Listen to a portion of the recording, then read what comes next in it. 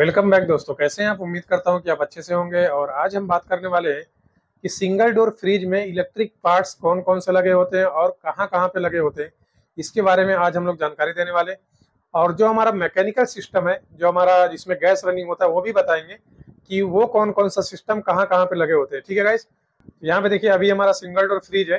ठीक है, और सबसे पहले इलेक्ट्रिक पार्ट्स बता देते हैं कि इलेक्ट्रिक पार्ट जो है कहाँ कहाँ पे होता है। ठीक है, तो यहाँ पे देखिए सबसे पहले यहाँ पे इसको हम लोग खोल लेते हैं और खोलने के बाद बता देते हैं कि इलेक्ट्रिक का जो मेन पार्ट्स होता है वो थर्मोस्टेट, जो कि टेम्परेचर को कंट्रोल करता है। ठीक है, तो थर्मोस्टेट जो है वो यहाँ पे दिया हुआ है, किसी किसी में जो है यहाँ पे दिया होता है। ठीक है, मैं एक फ्रिज आपको दिखा देता हूँ जिसपे यहाँ पे दिया हुआ है, आपको एक बार दिखा देता हूँ।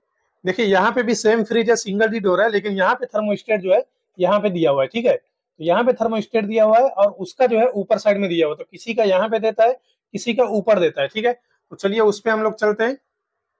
तो इसका थर्मोस्टेट जो है यहाँ पे दिया हुआ है। ठीक है, अगर मान लीजिए कि ये खराब हो जाता है, अगर कुछ प्रॉब्लम आ जाता है या आपका कंप्रेसर नहीं चालू होता है, क्योंकि जो है थर्मोस्टेट से ही कंप्रेसर का सप्लाई होता है। ठीक है, अगर मान लीजिए कि ये जो है खराब हो जाता है तो इसको हम कैसे चेंज करेंगे, क्योंकि ये तो अंदर फिट है। तो यहाँ से देखिए, यहाँ से खोलना पड़ता है, यहाँ पे एक स्क्रू दिया हुआ है। ठीक है, इस कवर को आप निकालेंगे तो इसके अंदर एक स्क्रू है। ठीक है, यहाँ पे भी एक स्क्रू है और उसी तरीके से यहाँ पर भी एक स्क्रू है और यहाँ पे भी है। ठीक है, जब आप इन चारों स्क्रू को खोल लेंगे तो यहाँ से जब निकालेंगे तो आपको थर्मोस्टेट जो है वो इजी तरीके से मिल जाएगा, फिर आप उसको आसानी से चेंज कर सकते हैं। ठीक है गाइस, उसके बाद आ जाते हैं डोर स्विच। ठीक है, डोर स्विच क्या काम करता है, जिसके जो इसके अंदर जो लाइट होता है, ठीक है, उसी को ऑन ऑफ करता है। मतलब कि अगर आप दरवाजा बंद करेंगे, तो आपको एक बार दिखा देता हूँ। जैसे ही आप दरवाजा बंद करेंगे तो यहाँ पे ये दब जाएगा। ठीक है, जब जब दब जाएगा तो अंदर का जो लाइट है वो बंद हो जाएगा। ठीक है, लेकिन जैसे ही आप डोर को खोलेंगे वैसे ही ये जो है आगे की तरफ, जैसे कि ये दबा हुआ है तो ये आगे की तरफ आ जाता है। जब आगे की तरफ आएगा तो हमारा लाइट जो है वो ऑन हो जाएगा। ठीक है, तो ये हो गया थर्मोस्टेट और ये हो गया लाइट। ठीक है, इलेक्ट्रिक चीजें बता रही है, इस चीज पे आप ध्यान देना। उसके बाद आ जाते हैं हम लोग यहाँ पे। देखिए यहाँ पे जो है बल्ब दिया हुआ था, इसका होल्डर जो है यहाँ पे पड़ा हुआ है। देखिए यहाँ पर भी दो वायर आया हुआ है, ये जो दो वायर है ये जो है बल्ब का है। ठीक है, इसका होल्डर जो है यहाँ पे। ठीक है, तो होल्डर में ये जो है कनेक्ट रहता है और यहाँ पे बल्ब लगा रहता है और इसके ऊपर एक कवर रहता है। ठीक है, अभी कवर है नहीं इसका। ठीक है, तो यहाँ पे जो है बल्ब जो है लगा हुआ होता है। अब आ जाते हैं वापस थर्मोस्टेट पे। ठीक है, थर्मोस्टेट में क्या होता है कि एक जो है टेम्परेचर कंट्रोल करने के लिए एक सेंसर लगा होता है। ठीक है, थर्मोस्टेट के साथ में जुड़ा हुआ होता है, वो सेंसर यहाँ पे रहता है। यहाँ पे देखिए लगा हुआ है। ठीक है, एवापोरेटर के नीचे। ठीक है, तो कभी भी अगर आप थर्मोस्टेट को चेंज कर रहे हो तो इसको भी साथ में निकालना जरूरी है, क्योंकि साथ में अगर नहीं निकालेंगे तो थर्मोस्टेट आपका निकलेगा ही नहीं। ठीक है, क्योंकि थर्मोस्टेट के साथ में ये जुड़ा हुआ होता है। ठीक है, तो गाइज आगे साइड में जो है यही सब चीजें लगे होते हैं, जैसे कि इलेक्ट्रिक का बल्ब। ठीक है, उसके बाद यहाँ पे थर्मोस्टेट और थर्मोस्टेट के बाद आपका यहाँ पे स्विच। ठीक है, अब इसको हम लोग बंद कर देते हैं और चलते हैं पीछे के साइड में, देखते हैं पीछे के साइड में क्या क्या इलेक्ट्रिक चीजें लगी हुई होती है। तो दोस्तों अभी हम लोग आ गए पीछे के साइड में। ठीक है, पीछे के साइड में इलेक्ट्रिक चीजें यहाँ पे दिखा देते हैं। तो ये जो है हमारा कंप्रेसर है, जो कि गैस रनिंग करता है, यहीं से आपका गैस जो है साइकिलिंग पूरी होती है। ठीक है, एक तरफ से फेंकता है और एक तरफ से खींचता है। ठीक है, तो इसमें जो इलेक्ट्रिक पार्ट्स लगे होते हैं वो यहाँ पे देखिए, यहाँ पे रिले और ओवरलोड लगे होते हैं। चलिए इसको कवर को पहले खोल लेते हैं और इसमें देखिए कैपेसिटर भी लगा हुआ है। यहाँ पे देखिए कैपेसिटर भी लगा हुआ है। ठीक है, तो इसको पहले खोल लेते हैं। यहाँ पे देखिए स्क्रू लगा हुआ है, इसको पहले खोल लेते हैं।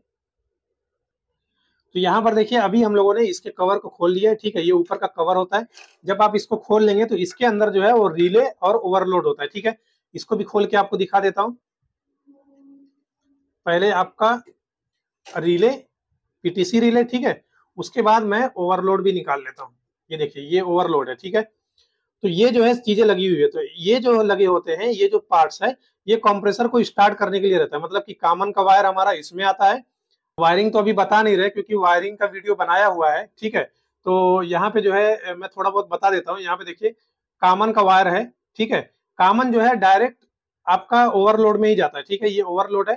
ठीक है, तो इसमें ही जाता है। और उसके बाद ये जो है ये पीटीसी रिले है। ठीक है, पीटीसी रिले में जो है एक में जो रनिंग इसका होगा, कंप्रेसर का जो रनिंग होगा, उसमें जो है एक कैपेसिटर का वायर आएगा और जो स्टार्टिंग होगा उसमें एक कैपेसिटर का वायर होगा। ठीक है, लेकिन जो रनिंग होगा मेन वायर उसमें आएगा। ठीक है, मेन वायर आप समझ रहे हैं, मतलब यहाँ पे देखिए यहाँ पे दो वायर लगे हुए हैं, तो इधर का हिस्सा जो है वो रनिंग है। ठीक है, रनिंग है, तो मेन वायर हमारा इसमें एक आया है यहाँ पे।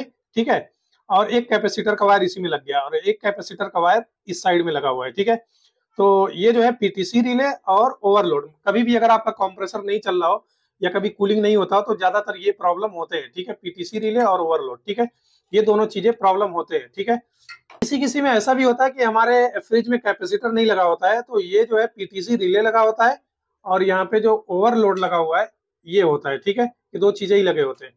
तो चलिए इसको भी लगा लेते हैं। अब ये तो हो गया इलेक्ट्रिक पार्ट्स, जो कि हम जिसमें जितना भी फ्रिज में मैंने दिखाया कि